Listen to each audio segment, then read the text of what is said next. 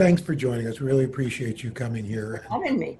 talking about this. Appreciate it. The title of your book, I mean, what I think is so perfect about it, because it is a question that I think people ask all the time. When they hear about climate change, when they hear about all these things going on, they feel, I think, almost in a sense, helpless. And the title of your book, What Can I Do, kind of helps to try to answer that without preaching.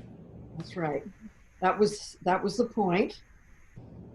Um, my starting last fall with Fire Drill Fridays in DC came from my own question of what do I do? You know, especially when you're a celebrity, you have a platform. And so I wanted to know how I could best use my platform to raise the sense of urgency, because I think that the majority of people know that there's a climate crisis and understand that it's human caused. They don't maybe enough understand the urgency.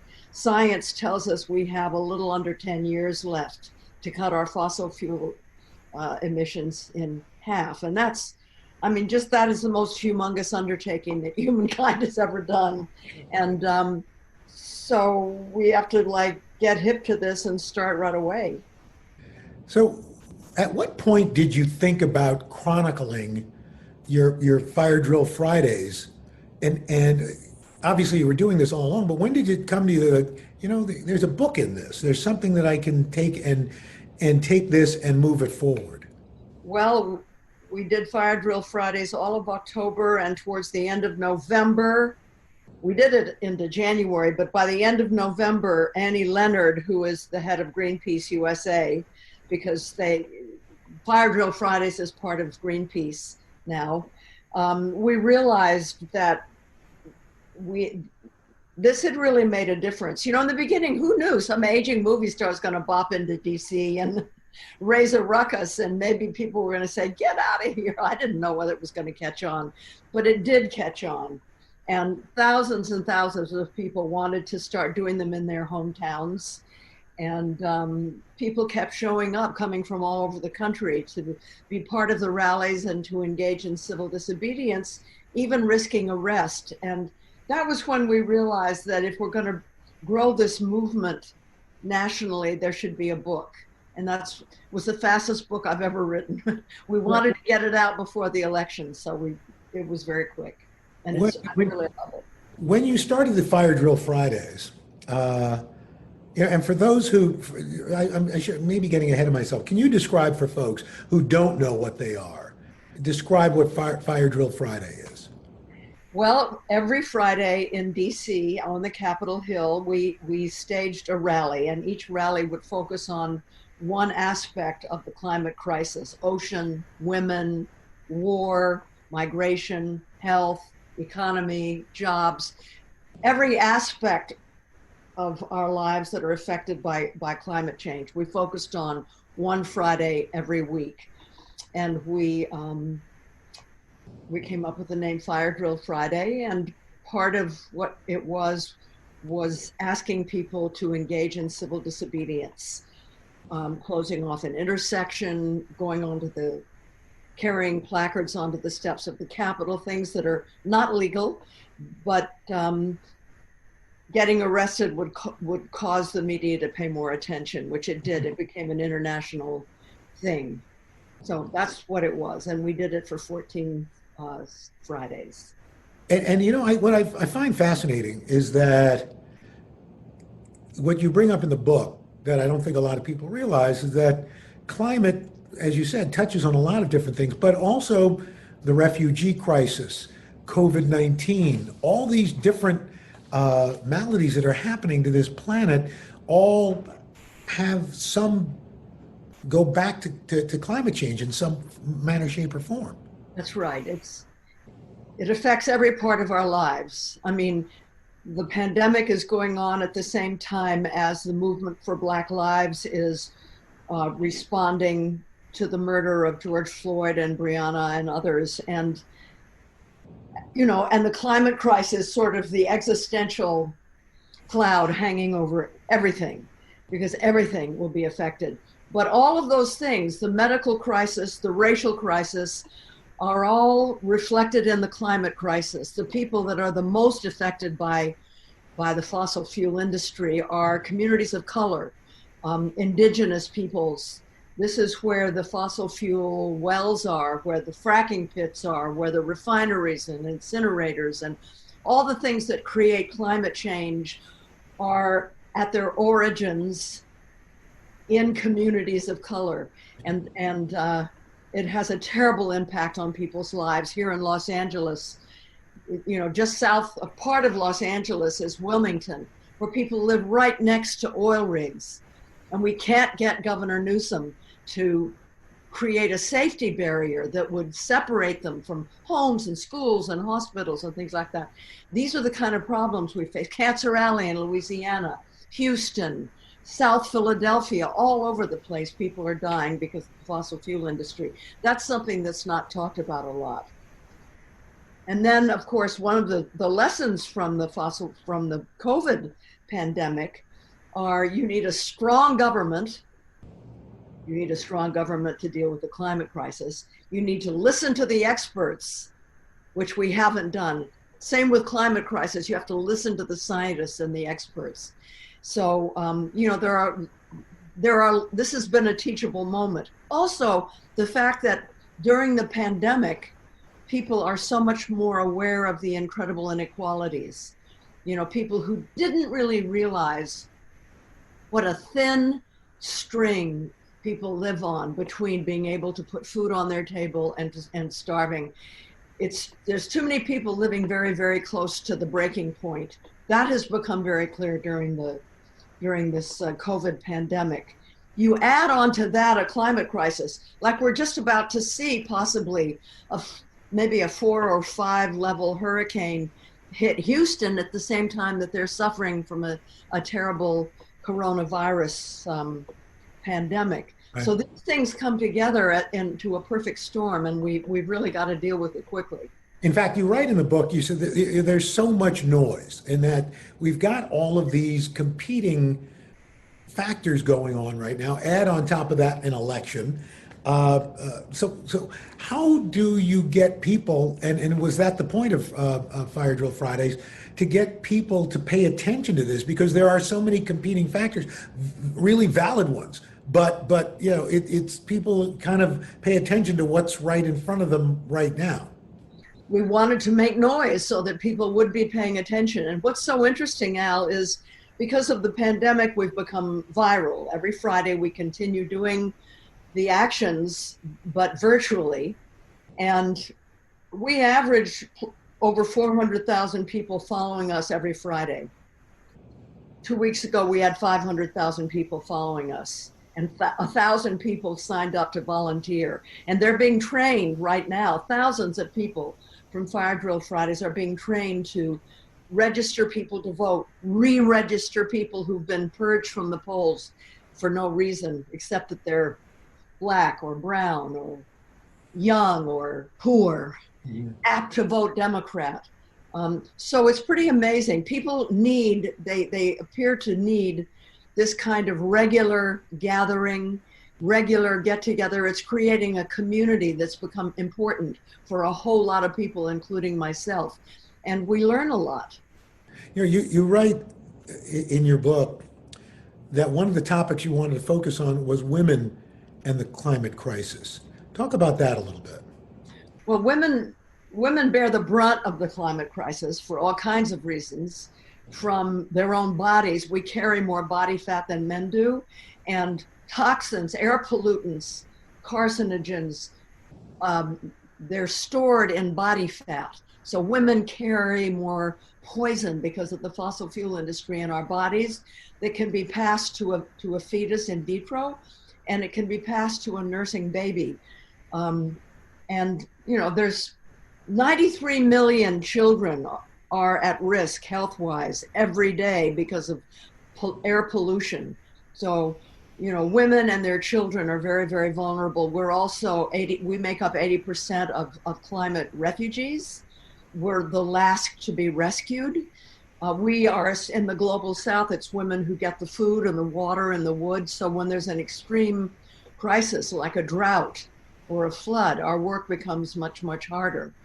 But on the same time, women tend to be the leaders of the climate movement, Hmm. especially again in the climate south, where they create solar stoves and solar panels. And all the countries where women are in leadership tend to pass um, resolutions that will stave off the climate crisis in their country. They'll ban plastic bags in Kenya, or, it's women who have risen up to demand that. So, women are and also we're less vulnerable to the disease of individualism for all kinds of historical, maybe even evolutionary reasons. So we tend to be more willing to gather together and stir up a ruckus and make good trouble. It's funny because in looking at the video of these Fire Drill Fridays, there are an awful lot of women Yeah. in those crowds, both behind the scenes, up on the steps, in the crowds. Talk about those women's support, what that means for this movement. It means a movement, and week after week, as I looked out to the crowd and I could see the same faces, and they were often older women, by the way, like me, and we get braver. We get, you guys tend to get a little more conservative. Women tend to get much bolder as they get older. I mean, what the hell do we have to lose? And when I looked out and I saw these faces of all these women who kept showing up, I knew that we were growing a community, and that we really couldn't do it without them. And but also the young women. And did you notice how the people of color were front and center always? People, some people think that the environmental movement is a kind of a white man movement, but the fact is that at its core, it's a movement of people of color, and especially young people, who are the ones that are at the forefront. It was young children from Standing Rock that ran all the way from North Dakota to carry a petition to the Army Corps of Engineers in DC. It's the children in the youth climate strike who really have gotten people to wake up to the dangers of what we're facing. So the young people are so important to this movement. You talk about the young people. I know that somebody like Greta Thunberg is so has become such a touchstone in a sense. Does that give you hope when you see somebody like her, who has used her voice and created this voice that is so incredibly amplified? Gives me tremendous hope. And it's not difficult to understand why it is that young people are rising up the way they have. I mean, the largest demonstrations in the history of human civilizations happened last year, led by young people, because it's their future that we're putting at risk. I mean, imagine if you were a 20-year-old not knowing whether you should even have children because you don't know whether it's going to be a livable world, not knowing even whether you should bother to get a college degree because there may not be a future in which you can use it productively. I mean, they're angry, they're depressed. There's even new psychological symptoms that are coming into being that I can't remember right now, but it's really sad, but also very hopeful that young people have risen up and taken control the way they have. It's just, it's incredible. And it's Greta who it's a book that Naomi Klein wrote called On Fire, The Burning Case for a Green New Deal. She wrote about Greta in a way that really got to me. And I'm a huge fan of that little young Swedish student. She's amazing. And you talk about the people who have been with you, who've been arrested, and they say it's changed them, that they're not the same afterward. Were you surprised when they said that to you? Yes and no. I wasn't really surprised because it's happened to me personally. So I know what they're talking about. But, just because I had life-changing experiences by putting myself on the line and getting arrested for something I believed in, I wasn't sure that my celebrity friends would experience the same thing. So all of them did, and that really moved me very much, that they were willing to express it to me. How has climate activism evolved since, you got started taking part of this? I mean, you're not new to the party. You've been protesting climate issues for a long time. But how has it evolved as we've gone from the 70s to now? Well, I'm a person of privilege. So when I became aware of what was happening, I could afford early on in the 1970s to get solar panels on my home. I actually had a home in Santa Monica that was off grid. Um, we had a small farm where we ran a children, we being Tom Hayden and I, we had a children's camp where the electricity came from photovoltaic cells, that's from the sun, and a windmill. And that was in the 1970s. So that's how people like me dealt with it. But what's happened is we went from paying attention to the supply to the demand side. I'm going to get solar panels and windmills and electric car, and I'm going to not use plastic anymore, and so on and so forth.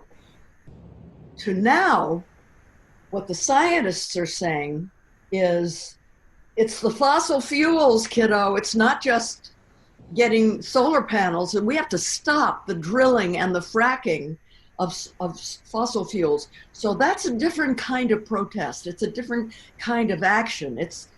We're marching for our lives. We're marching for not just the future, but right now. I mean, we have apocalyptic fires in California and unheard of wind events in the Midwest. And now the hurricane is coming towards Houston, and floods and droughts, and it's affecting people right now in their lives, not to mention the sicknesses that are related to climate change. So it's much more now the realization that if we don't do what's needed, we won't survive. What do you say to folks who say we can't afford the Green New Deal?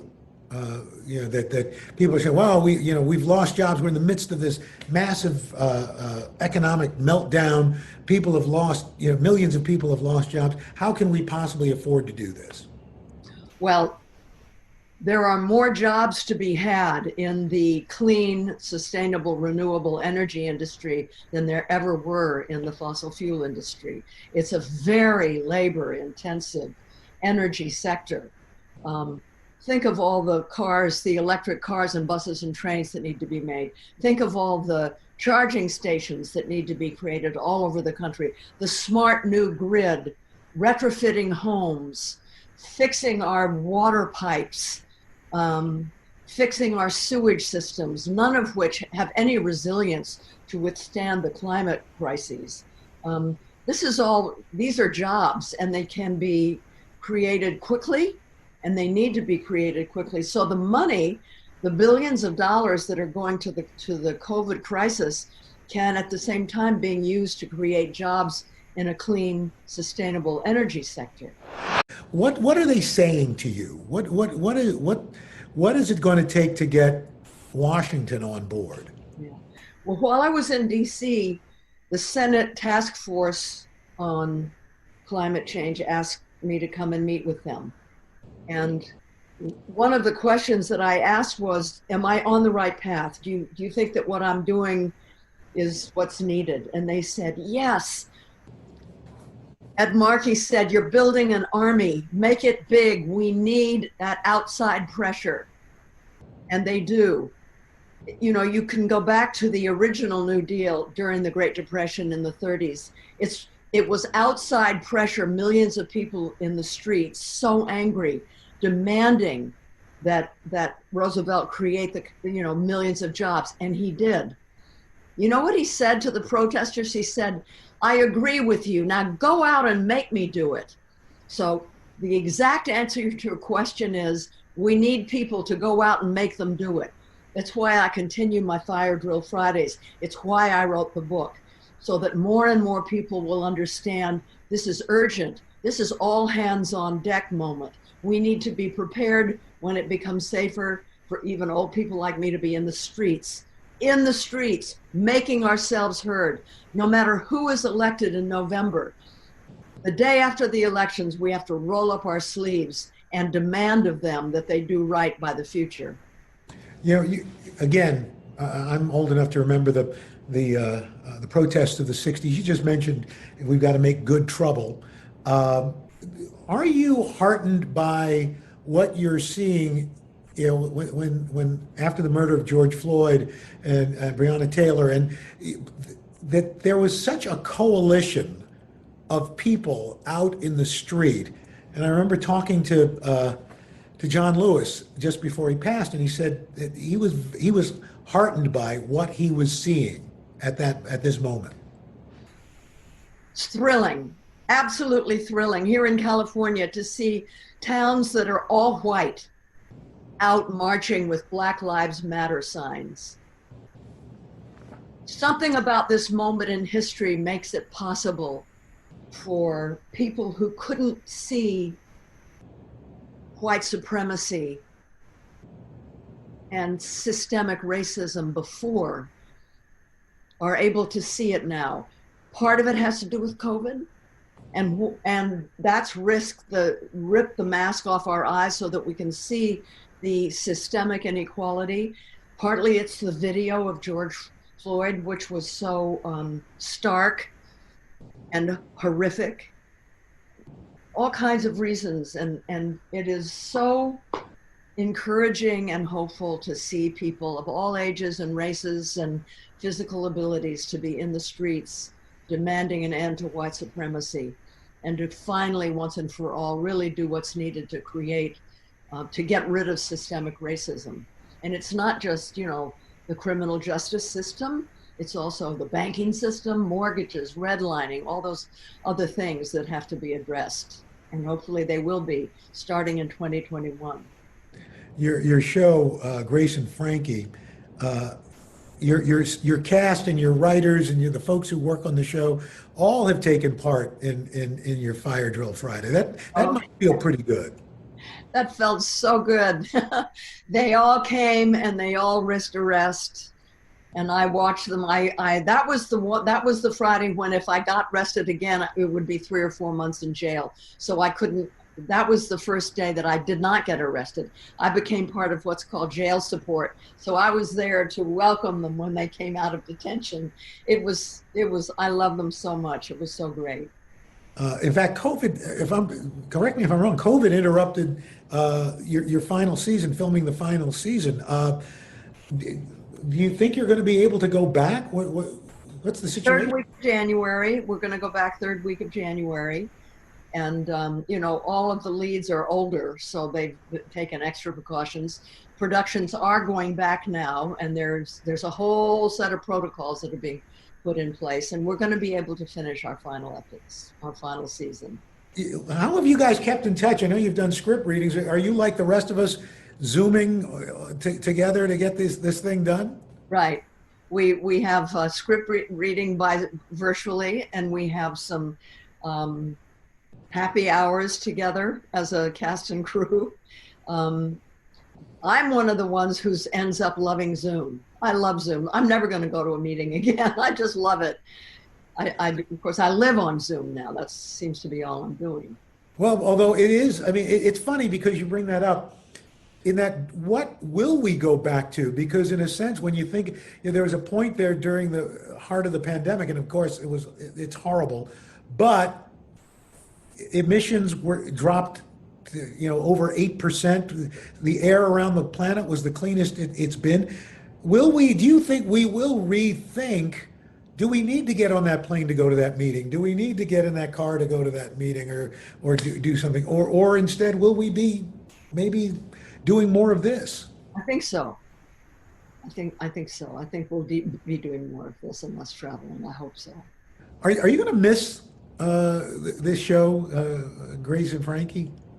I will for all kinds of reasons. I love everybody. We're all very close. It's a happy set. I love Lily. When I don't see her on a regular basis, I need a fix. It's also a steady job. I mean, it's always nice to know where your income is coming from. I think people are more aware of that now than they ever have been. So, as I'll be 80, going on to 84 when it finally ends. So obviously I'll have some concerns about, what I can do to earn a living going forward.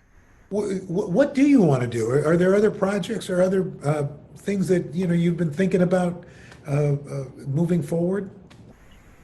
Frankly, Al, I haven't thought about anything for over a year except trying to raise an army to address the climate crisis in such a way that whoever the president is, they will be forced to deal with it the right way, along with all the other millions of people around the world that are doing the same thing. Are we, as a people, working on our resiliency, do you Mm, think? perfect question.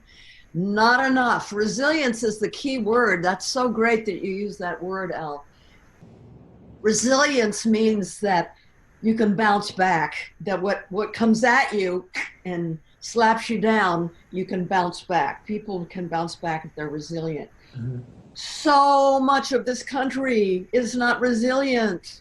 I mean, the majority of municipalities say they're really worried about their sanitation and dams and bridges and water supplies. And, you know, any extreme events can knock that out so easily. There's so many things that are truly in danger in this country because we don't have resilience. That's where the Green New Deal comes in. You know, you say, can we afford it? We can't not afford it. Yeah. The cost of inaction is way more than the cost of action.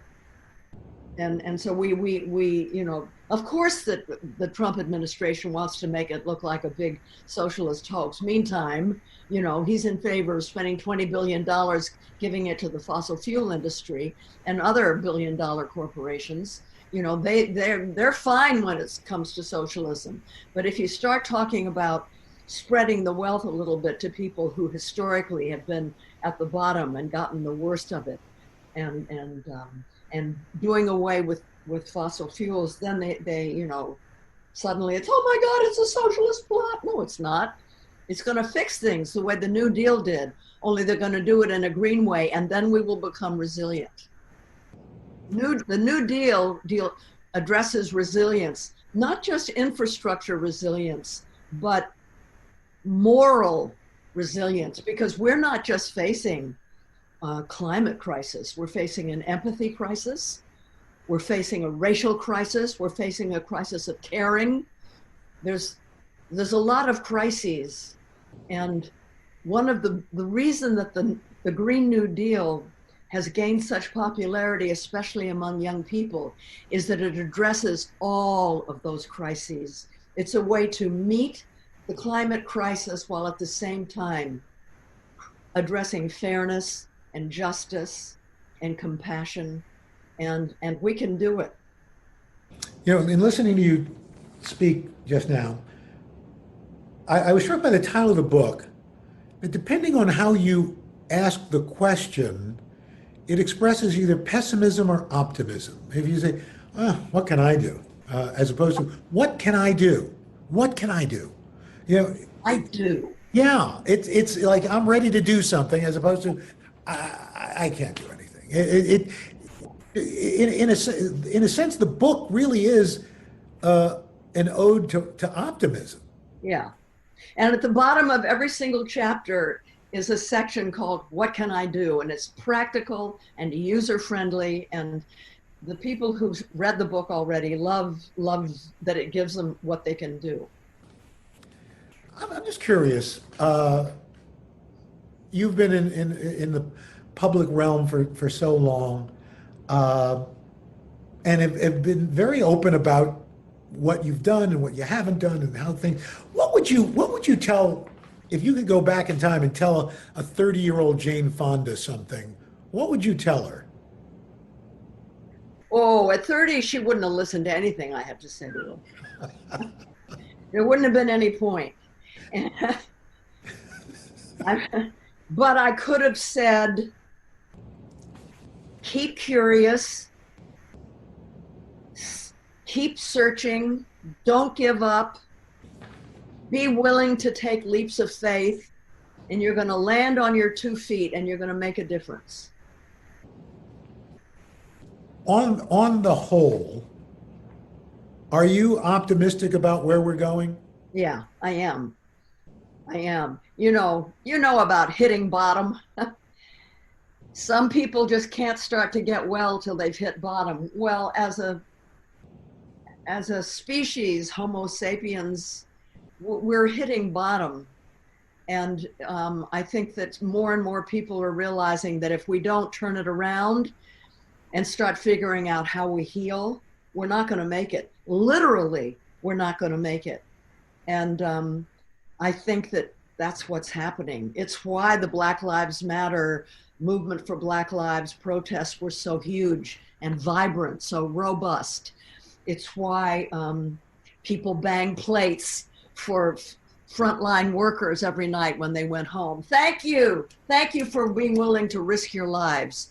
I think it's why the Democratic Party convention was so much more hopeful and positive and filled with love and empathy than what we're seeing on the other side right now. It's why the people are, you just said it yourself, more and more senators and other people are actually talking now publicly about the climate crisis than happened before. I'm very optimistic. I think people are waking up and they're getting ready and they want to do something. And it's why, you know, Fire Drill Fridays, 400,000 people every Friday and 1,000 showing up to volunteer. You bet I'm optimistic. In fact, I was going to say, in a sense, because of this virtual world, could it be that in a way you're getting more, because people saw it on the news perhaps or whatever, but now this has taken on a life of its own in this virtual reality that we're living in. That's right. And you know, when I look at the chat, I ask people to sign in, when those who come early, because I want to see Croatia, Australia, Naples, Germany, Wisconsin. It's just amazing. It's from all over the world. They're tuning in every single Friday. When it comes to climate, what do you want to hear from Vice President Biden and Senator Harris as they go forward? Oh, I want to say day one, they're gonna announce that they're cutting the subsidies to the fossil fuel industry. Day two, they're going to announce a ban on any future drilling or fracking, no new permits. Day three, they announce a plan for 2 million jobs, that kind of thing. I mean, very concrete. We have the 10 things on the first 10 days that the new president can do, and you bet we're going to put a lot of pressure on him. Well, we know it's going to be a him now. Whichever way it goes, it'll be a him. We're going to put pressure on him. What do you want people to come away from after reading this book? Okay, now I know what I can do, and I'm going to do it. And I'm going to do it now because we don't have much time. And of all the things that I'm going to choose to do, one of them is going to be to help stop the fossil fuel industry from expanding. At this point, do you see yourself more as an activist who's an actor, or an actor who's an activist? I've always, well, ever since 1970, I've seen myself as an activist who's an actor. And then there was a period of time when they overlapped, which was my happiest time. Yeah, especially at my age, you know, acting is like, am I going to get another job? But activism is there. I live and breathe and sleep and eat it. But you still, is there a role that you still want? Is there something you want to do that you haven't done yet, Jane? I don't know. I don't think about it. Well, I'm glad you've thought about what we can do, because it's a terrific read. It's something people need to really think about, because it's our future at stake, and that future is not that far in the future, unfortunately. Yeah, the future is like right now. I mean, it's kind of glorious, Al, don't you think? I feel very lucky that I'm alive during the generation that can decide. What we do will decide whether or not there's a livable future. That's a glorious responsibility that I believe humans are going to rise to. Well, Jane, thank you very much. It's a terrific book, and thanks so much for taking the time to talk with us. Thank you so much, Al.